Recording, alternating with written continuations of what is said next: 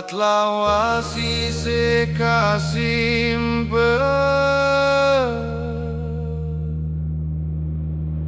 ning lemari jati kang tua,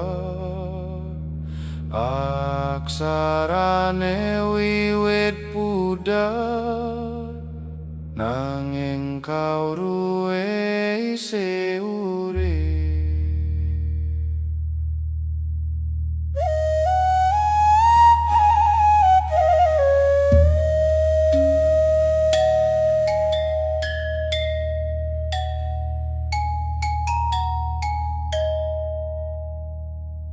Ing pendopo kang wis sepi, lampu sentiri semurup,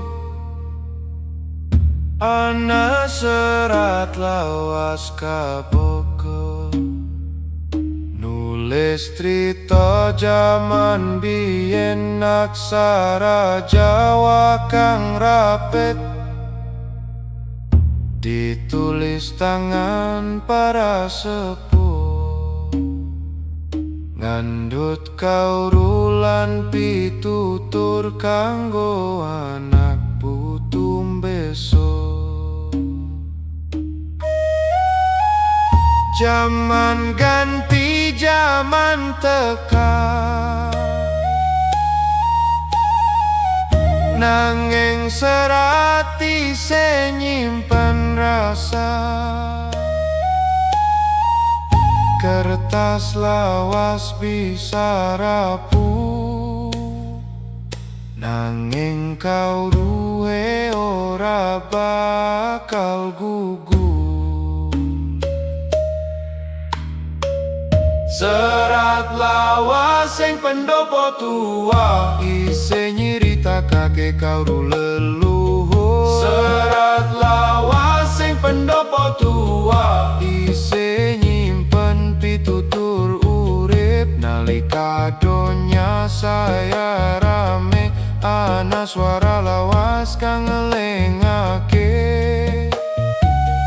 Serat lawas sing pendopo tua, warisan kawruh kang adiluhur. Wengi sunyi kebak lintang, angin alon nyawang kaca, suara jangkrik dadi kanca. Nalika serat lawas diwaca, ana pitutur babagan urip, ana paweling babagan laku, ana crita para leluhur sing ora kena dilaleke. Aja nganti serat mung dadi pajangan, aja nganti kawruh mung dadi kenangan. Amarga saben aksara lawas ana jiwa kang dititipake. Serat lawas sing pendopo tua, pepadanging tengahing jaman. Serat lawas sing pendopo tua, pandom kanggo laku ning urip. Nalika wektu terus blaku, aksara lawas isih urip. Serat lawas sing pendopo tua, suara kawruh kang langgeng. Aja lali maca serat, aja lali marang leluhur. Yen serat wis ora diwaca, yen kawruh wis ora dirunggu,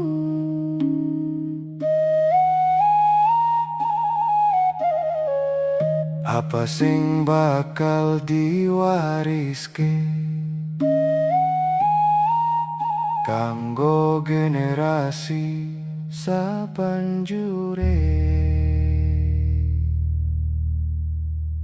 Serat lawas sing pendopo tua nuntun rasa marang kauru. Serat lawas sing pendopo tua nuntun ati marang tentrem. Nalika wengi saya meneng ana swara lawas kang isih muni.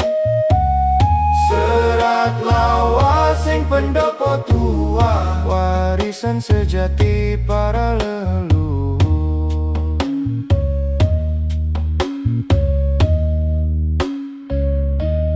Gong Ageng Panjang.